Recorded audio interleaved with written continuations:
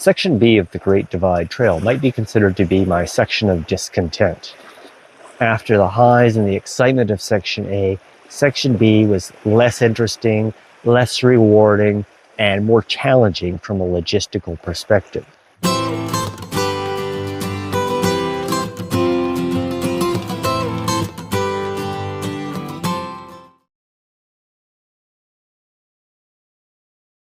The level of hiker ability that I saw on Section A was pretty good, but by Section B, I found some of the things that the hikers were doing were somewhat disappointing, even shocking in places.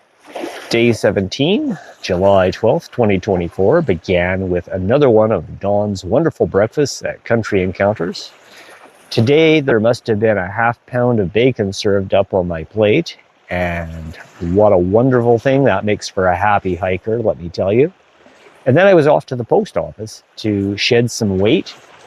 I headed out of Coleman towards the McGilvery Creek campground, which I found full of trucks and RVs and toy haulers and stuff.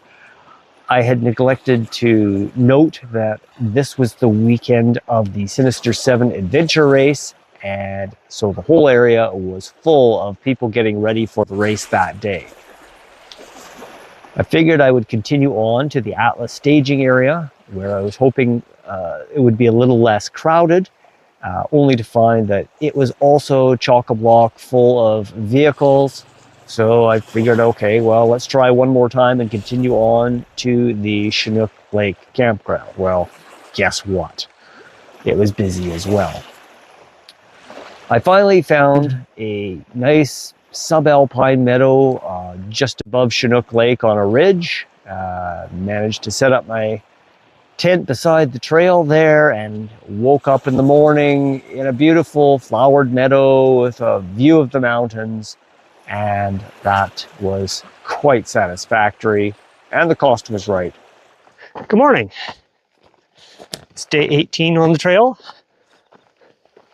I departed Coleman yesterday with 11 days worth of food because there's nothing, just nothing, between here and Kananaskis. I met an Austrian hiker and we talked for a while. One of his traditions is every time he gets to the top of a summit or a peak, he yells out a yodel or a greeting to the world, yoo-hoo-hoo-hoo! And so I heard that several times on the trip. Window Mountain is otherwise known as Mount Ward. The reason it's called Window Mountain is because of a convincing optical illusion where a block of rock has fallen away from the north face, leaving an indentation in which snow collects and persists late into the year. The effect of the snow and the area where the rock has fallen away looks like a window through the mountain, particularly on cloudy days. It's quite a convincing illusion. I went for a walk along the north shore of Window Mountain Lake to the place where the window was supposed to be most visible. I didn't find a real window, but what I did find was this amazing natural landscape. The white rock of the area had been sculpted, and it looked like the work of some amazing natural master gardener. Toward bedtime, I went down to the lake to get washed up, and beside the lake, I found in a Ziploc bag 2 fully cooked steaks. Like, what? This is in bear country, directly upwind of our tents, and exactly where a group that came in later in the evening set up camp. So we packed them up, we put them in the food storage locker. I have no idea who would have done this or why, but potentially it could have set up a dangerous situation if there was a bear in the area. So I have no idea what was going on.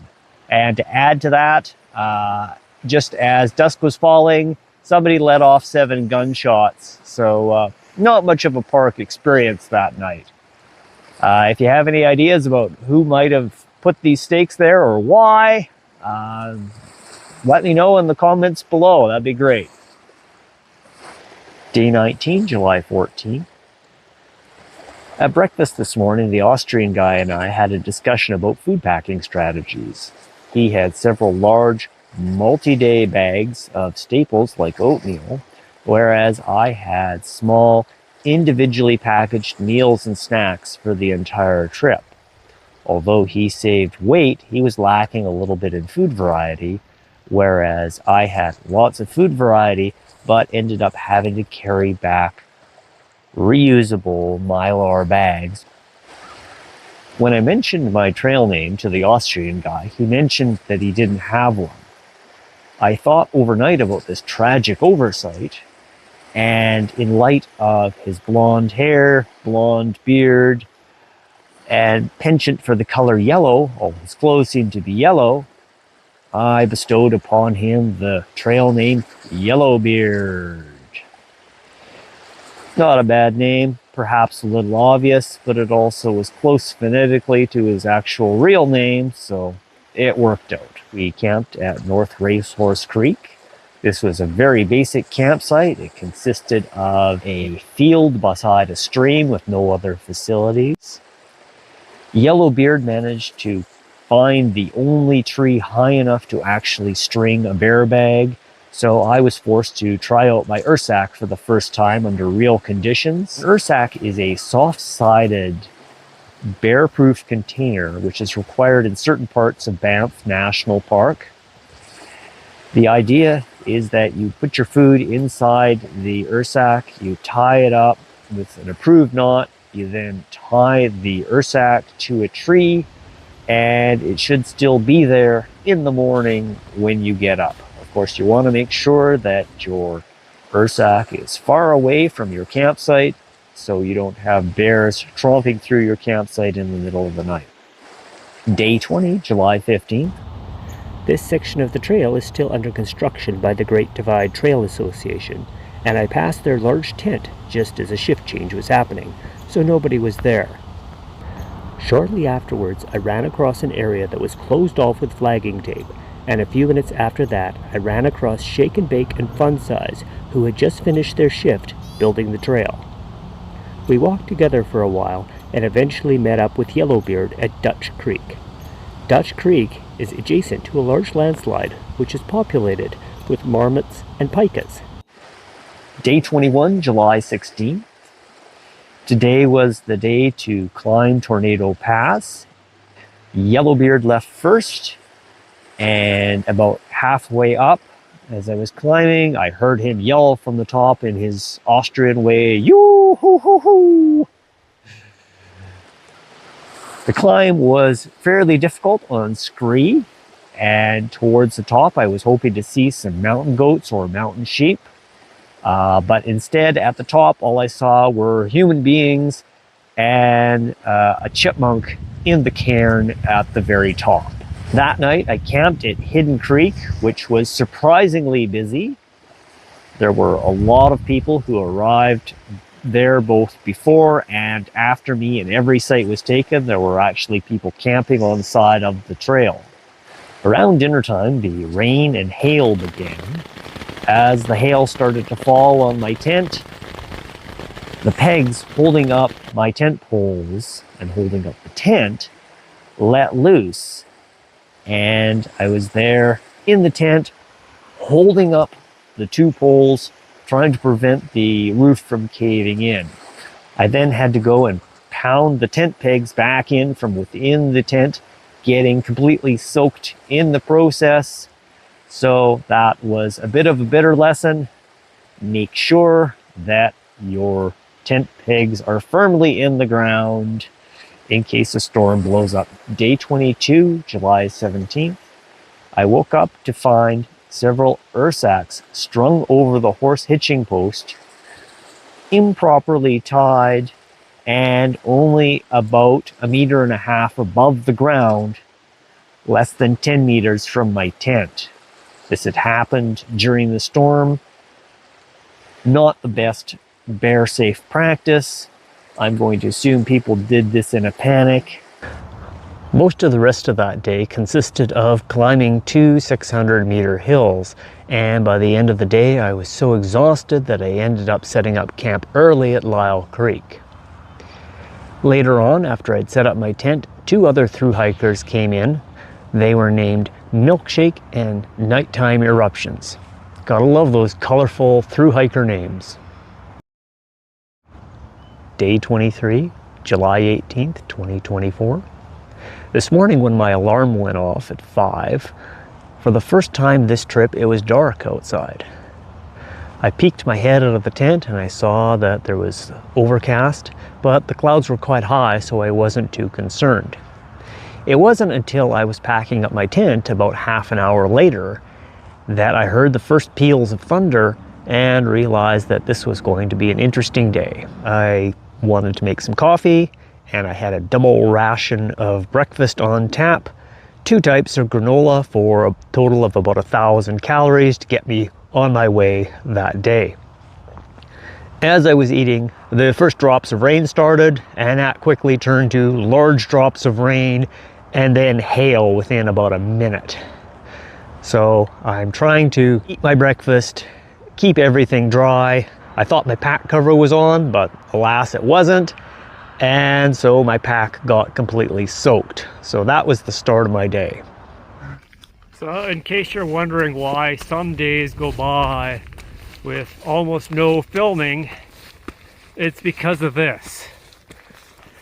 You will not be seeing much scenery today. Because there is none. Because you can't see anything.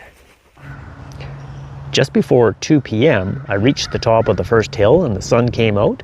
I decided to spread out some of my equipment to let it dry and had some lunch. The Gore-Tex lining on my shoes had completely failed, so despite having rain pants over top of gaiters over top of my shoes, my feet were basically swimming in a bath of warm water. So I tried to wring out my socks, dry things out, but basically for the next 3 days I had wet feet.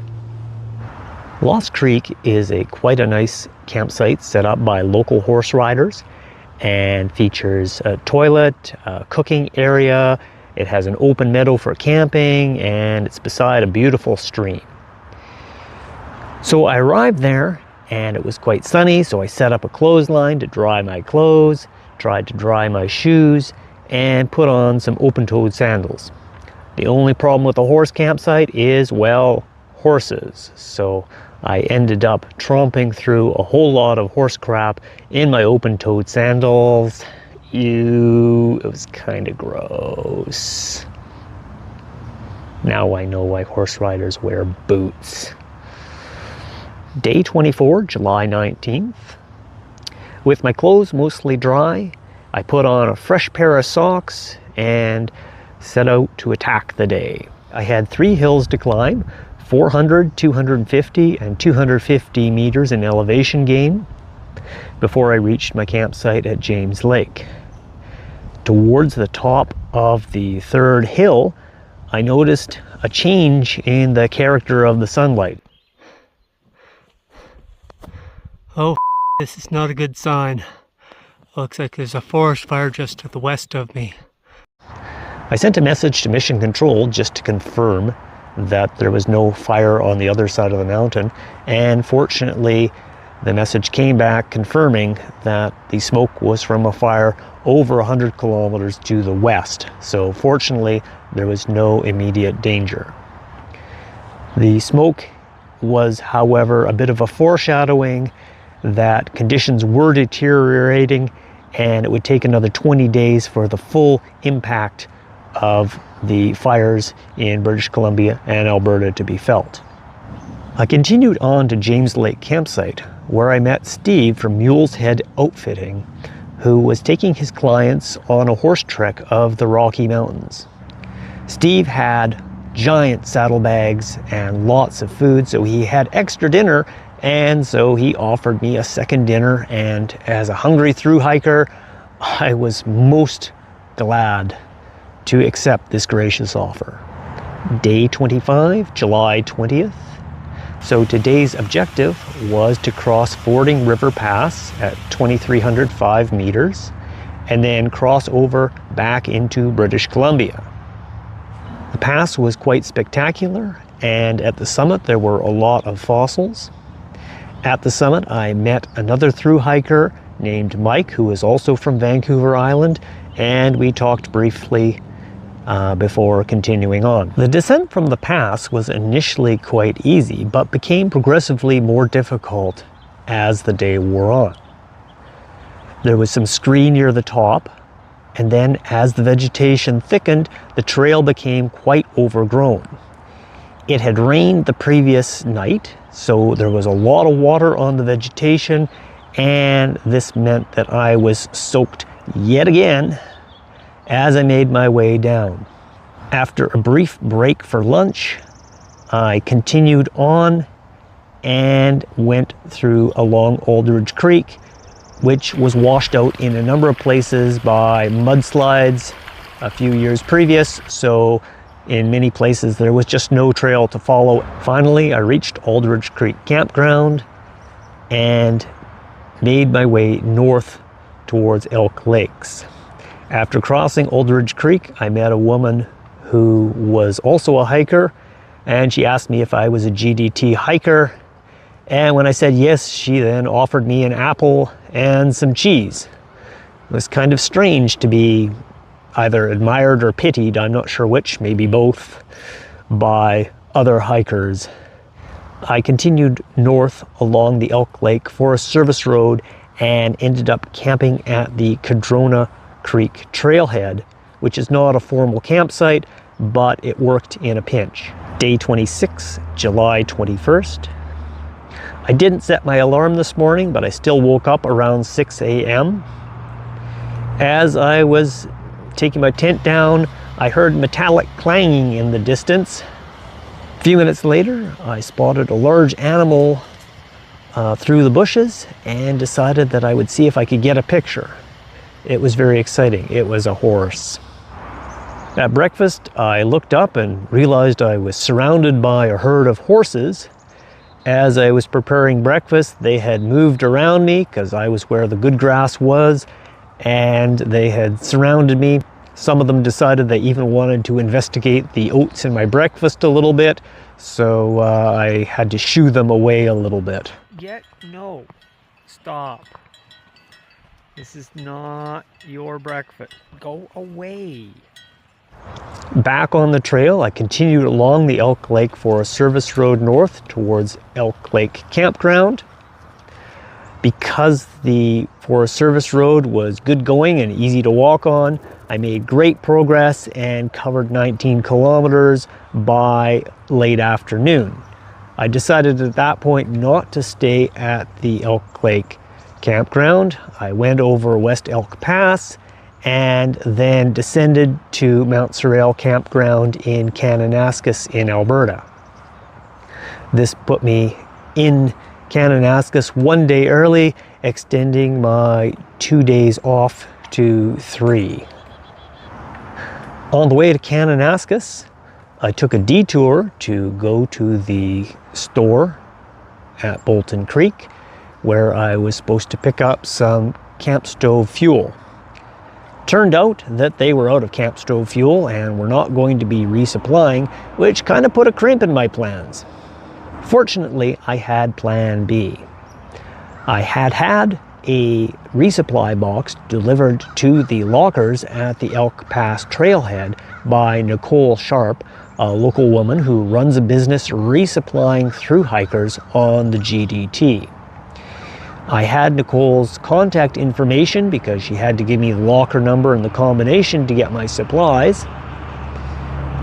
And I texted her explaining that I had no fuel and asked her whether she could help me. She told me that in 2 days she had a client who she was going to be taking to the town of Canmore to get supplies, and I was welcome to tag along if I wished.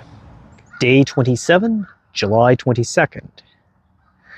I spent today unpacking my resupply box and organizing the contents, and then the afternoon I spent writing a script for the field notes for Part A of the Great Divide Trail. Day 28, July 23rd, started out bright and sunny, so I spent the morning recording my dialogue About 8:30, the campground attendant came around to tell me that the town of Jasper had been evacuated. So that was a bit of a surprise.